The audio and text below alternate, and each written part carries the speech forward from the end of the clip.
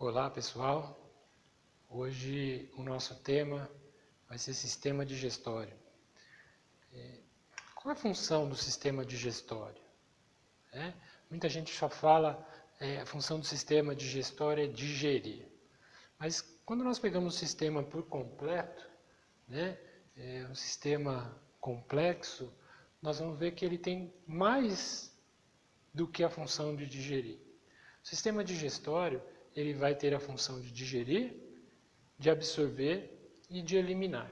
Então ele vai digerir, quebrar o alimento, aquilo que nós ingerimos, vai quebrar, vai absorver os nutrientes necessários, absorver as moléculas que o nosso corpo precisa, vindo do alimento, e aquilo que não serve, aquilo que é resíduo, que é resto, o corpo ele vai eliminar.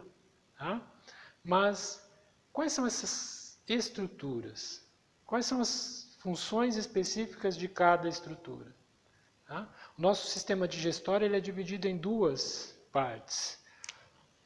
O trato gastrointestinal e mais os órgãos anexos. Quem são essas estruturas do trato gastrointestinal e órgãos anexos?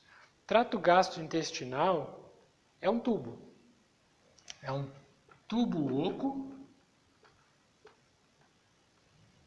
Um tubo oco que vai da boca até o ânus. Então, um tubo só que começa na boca e desce até o ânus.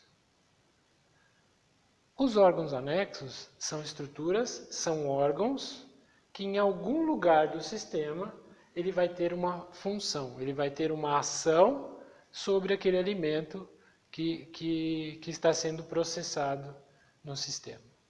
Tá? Então, nós vamos encontrar alguns órgãos anexos,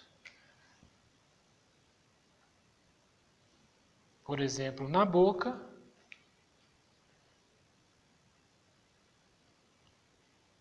no intestino delgado, tá? E esses órgãos anexos vão ajudar a processar este alimento. Tá? Então vamos começar pela primeira estrutura do trato gastrointestinal. Então quem é a primeira estrutura do trato gastrointestinal? É a boca. Na boca, nós já vamos encontrar alguns órgãos anexos. Os dentes, a língua e as glândulas salivares. Então, dente, língua e glândulas salivares. Qual é a função dos dentes? Os dentes, então, vão ter a função de triturar, de quebrar o alimento. Por isso que nós temos dentes diferentes em toda a boca. Nós temos os incisivos, os caninos, os pré-molares e molares. Então, 32 dentes que vão fazer a primeira parte dessa digestão, que é a quebra do alimento. Tá? Os incisivos, aquela forma achatada da extremidade inferior deles, serve para cortar. Então, o dente incisivo, ele vai cortar o alimento. Os dentes caninos, como são mais pontiagudos, a função deles no processo digestório é de rasgar.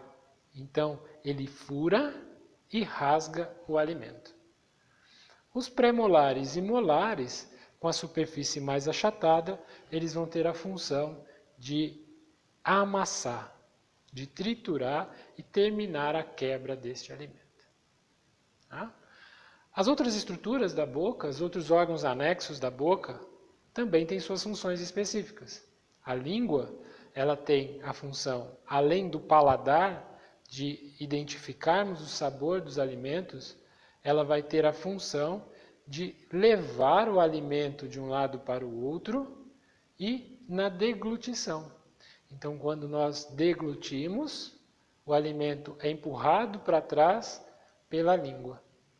E ela vai ter uma função específica e primordial aqui.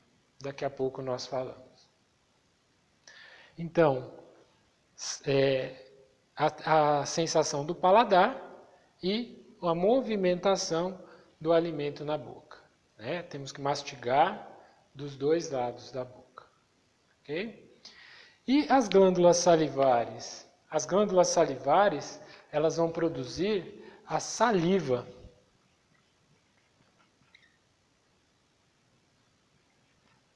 O que é saliva? Água e algumas enzimas produzidas no organismo para também ajudar na quebra desse alimento. Uma enzima importante que nós encontramos na saliva, ela chama ptyalina.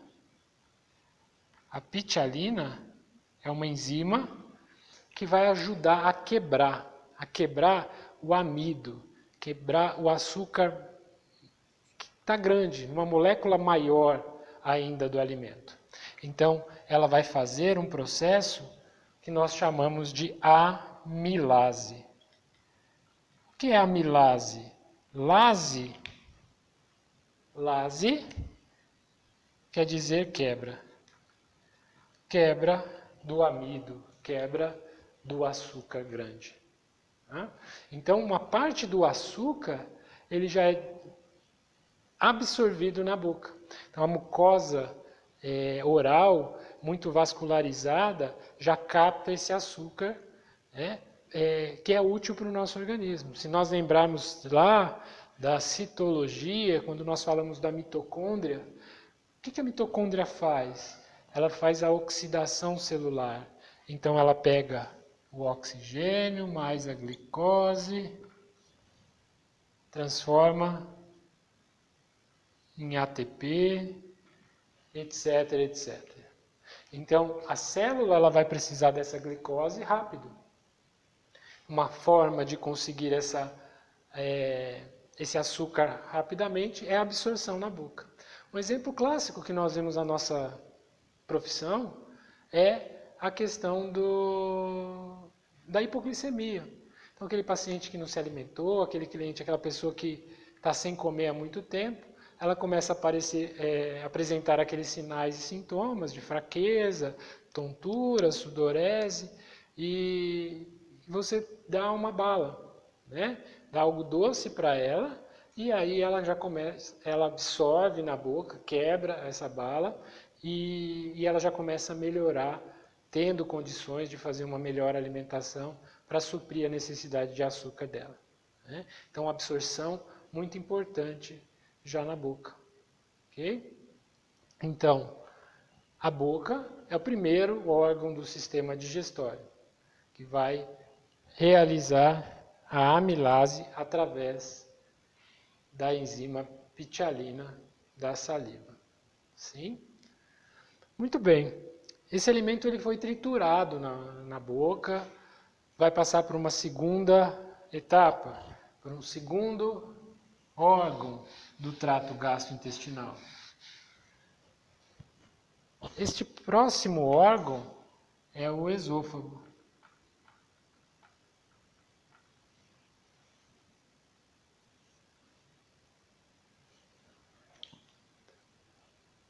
Antes de descer pelo esôfago, o alimento vai passar pela faringe. Então, a faringe é uma estrutura, um órgão, que pertence a dois sistemas. O sistema respiratório e o sistema digestório.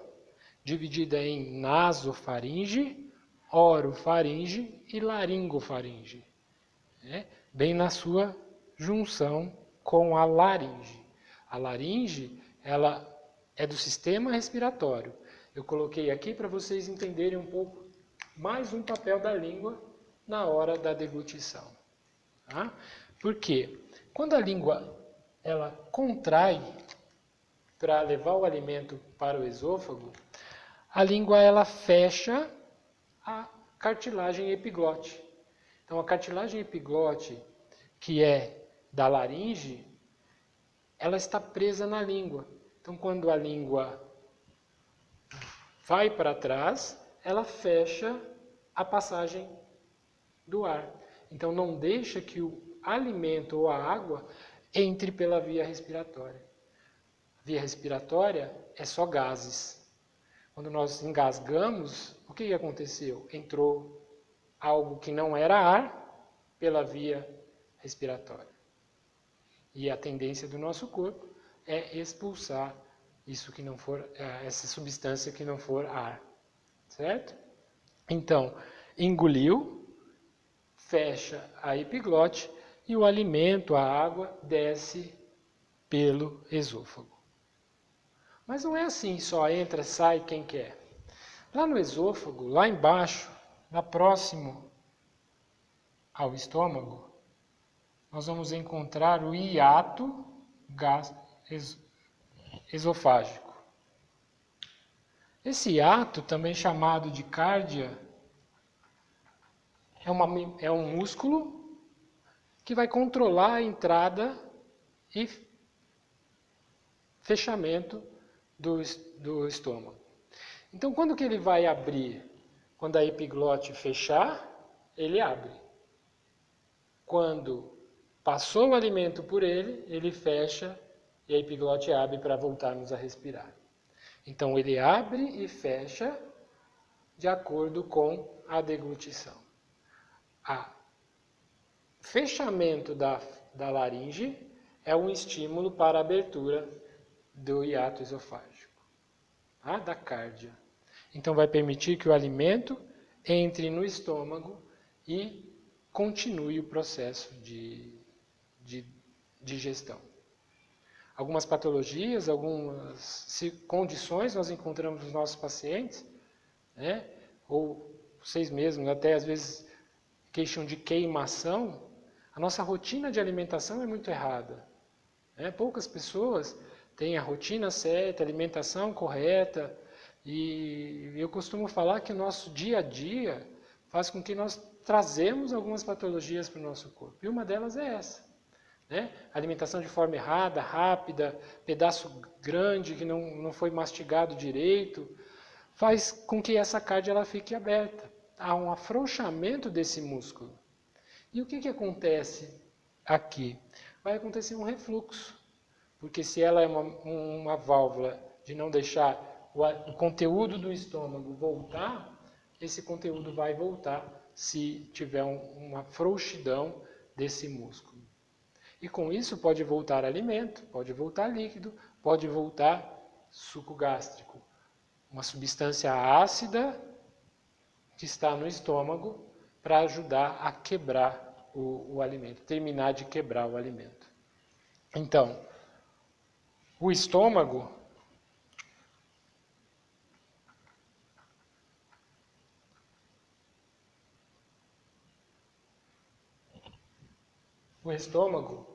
vai continuar o processo de digestão. Tá? Dentro do nosso estômago, nós vamos encontrar vilosidades,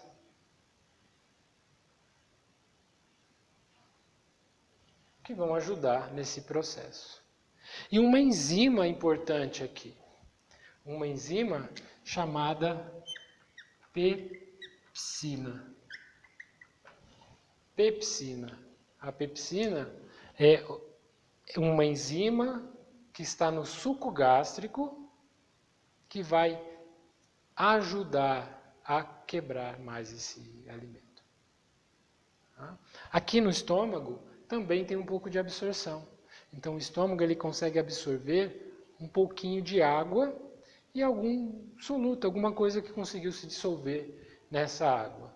Então já absorve para a corrente sanguínea, para nutrir as células, nutrir os sistemas. Porém, esse suco gástrico, por ter uma enzima ácida, facilmente ia corroer a parede do estômago. Então, a mucosa do estômago produz um muco de proteção. Esse muco de proteção não deixa com que esse ácido do suco gástrico corroa a parede. Voltando a falar da alimentação, como nós alimentamos mal, a produção desse suco também fica desregulada. Né? Se você come muito rápido, se você não mastiga direito, precisa produzir mais suco gástrico para ajudar a quebrar. E quanto mais suco gástrico, maior a chance de lesões na parede desse estômago. Então, talvez vocês já ouviram falar nas gastrites, nas úlceras gástricas. O que são essas ocorrências? São quando a parede do estômago ela está irritada, ela está machucada pelo suco gástrico, pela má qualidade de alimentação que nós temos. Tá? Existem outras patologias, outras condições que trazem isso, né? Excesso de medicamentos, tabagismo, um monte de situações que podem favorecer isso. Mas uma das mais comuns é a alimentação irregular. Tá? Chiclete. Vocês gostam de chiclete? Olha aí, quando você está mastigando o chiclete, qual é o estímulo que você está dando para o seu corpo? Que logo vai entrar alimento. Se vai entrar alimento, precisa produzir suco gástrico. Então esse suco gástrico fica aqui, mas não tem alimento. O que acontece? Ele vai mudar o meio e vai acabar machucando a parede do estômago. O estômago é dividido em 3 partes. O fundo,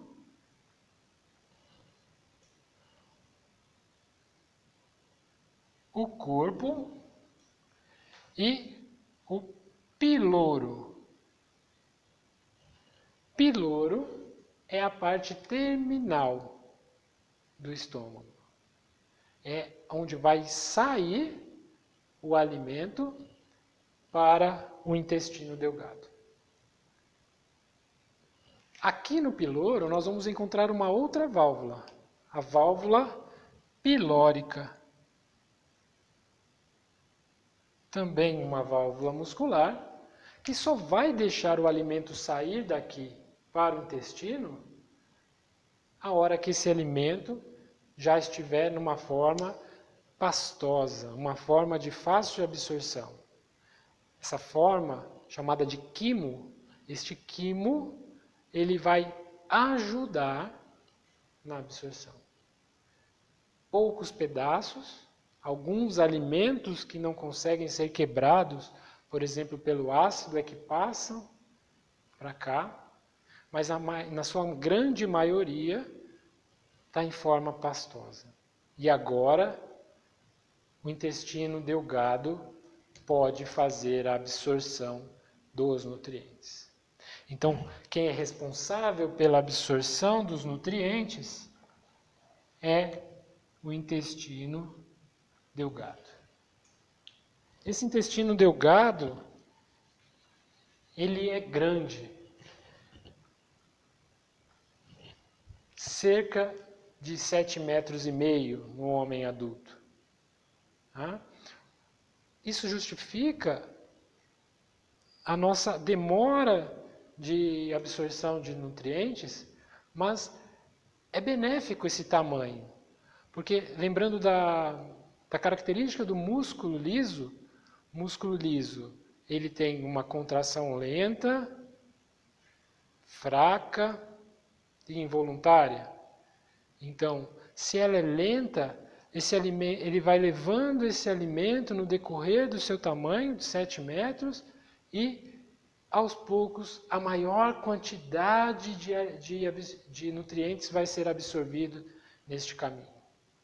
Então, favorece a absorção da maior quantidade de nutrientes. Ele é dividido em 3 partes: duodeno, jejuno e íleo. Duodeno, jejuno e íleo. Duodeno é a primeira porção do intestino delgado. Nessa primeira porção, nós vamos encontrar outros órgãos anexos aqui. Então, órgãos anexos, aqui no intestino delgado, no duodeno, nós vamos encontrar a vesícula biliar,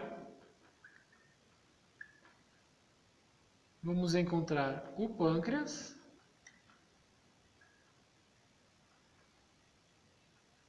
e o fígado. E o fígado.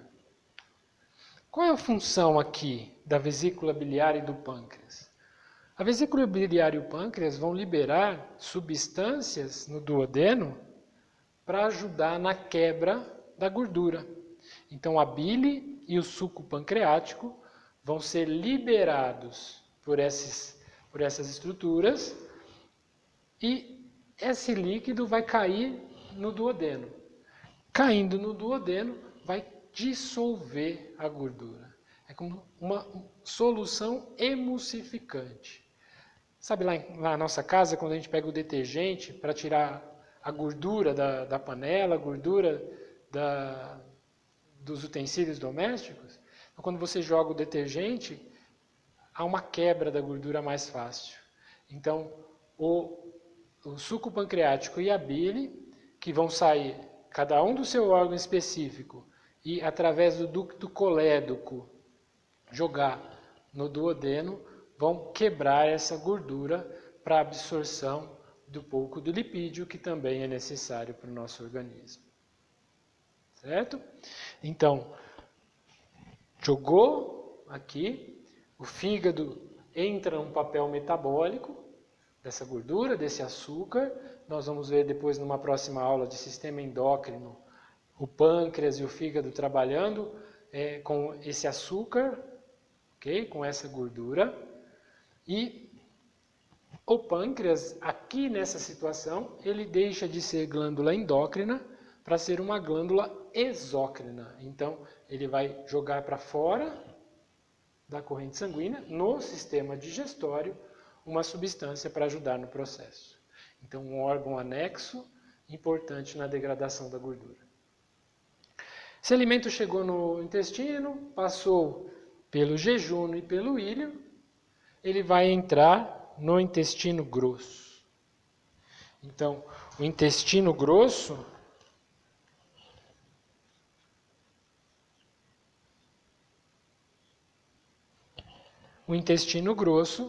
ele vai ter também a sua divisão,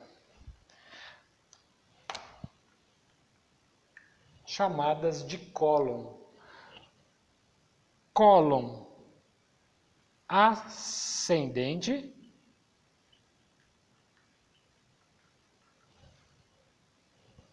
cólon transverso, cólon descendente,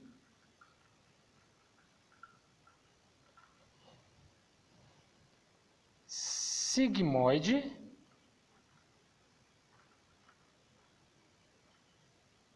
e reto.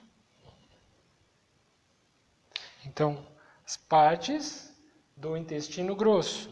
Então, cólon ascendente, cólon transverso, cólon descendente, sigmoide, reto e o ânus lá no final.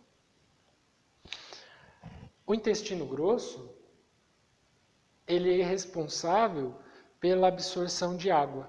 Então, toda a água que nós ingerimos, ela vai ser absorvida aqui. Tá? Uma outra função é a produção ou preparação do bolo fecal.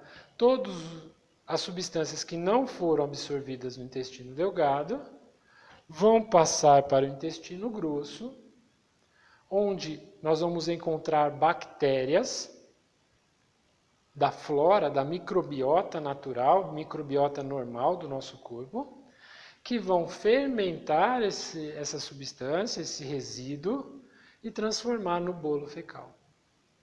Importante a ingestão de água para a consistência desse bolo fecal. Esse bolo fecal que vai ser eliminado lá no ânus. Tá?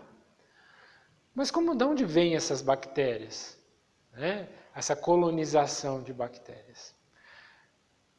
Lá abaixo do ilho, nós vamos encontrar um pedacinho do intestino grosso que recebe o nome de ceco. E o ceco tem um prolongamento chamado apêndice vermiforme, ou apêndice cecal. Essa estrutura, por muito tempo, ela foi classificada, foi falada, né, que não tinha função para nada. Que o apêndice cecal, o apêndice só servia para inflamar, como todo mundo diz. As pesquisas foram evoluindo, as pessoas foram atrás do conhecimento, então a ciência ela foi se aperfeiçoando e descobriram que o apêndice cecal ele tem uma função sim, né? Uma função muito importante aqui, nesse caso. Fizeram uma pesquisa onde pegaram 2 grupos de pessoas. Um grupo de pessoas normais, com o apêndice, e outro grupo de pessoas apendicectomizadas, então onde retiraram o apêndice. E durante o período deram a mesma alimentação, os mesmos cuidados para esses 2 grupos de pessoas. Em determinado momento, provocaram que essas pessoas, através de alimentos laxativos, que essas pessoas tivessem um aumento da diarreia, aumento da evacuação, e sem medicação, sem controle, né, medicamentoso para esses pacientes, eles viram que as pessoas que tinham o apêndice restabeleceram dessa diarreia mais rápido do que as pessoas que eram apendicectomizadas. Então, quem tinha o apêndice melhorou mais rápido. Opa, então, será que o apêndice tem a ver com essa melhora da função intestinal? Foram lá no microscópio e olharam que a origem, a fonte do restabelecimento da flora da microbiota do intestino está aqui. Então, o apêndice é onde vai produzir, onde vai se proliferar mais esses micro-organismos, melhorando a flora intestinal. Tá? Então, ele tem uma importante função e não só serve para inflamar. Por que inflama? Porque às vezes, nos nossos maus hábitos, nós alimentamos de forma errada, não mastigamos direito, e aí algum pedaço de alimento para aqui. Se esse pedaço de alimento para aí, por exemplo, milho, um grão de arroz, um grão de feijão, para aqui, não sai com facilidade. Porque o movimento peristáltico, ele é muito eficaz aqui, mas aqui ele é pouco eficaz. Então, dificilmente expulsa isso. Um outro alimento ou uma outra coisa que pode causar isso é a semente do tomate. Né? Então, todas as sementes, esses grãos, se não bem cozidos, se não bem mastigados, eles podem trazer uma apendicite. Tá? Além das outras complicações que nós já falamos anteriormente. Tudo bem? Então, esse é o sistema digestório. Gostaria que vocês colocassem aí algum comentário. Se gostaram aí, curtam aí o vídeo. Tá? E na próxima aula nós comentamos aí um outro assunto de interesse aí para vocês. Tá? Muito obrigado e até breve.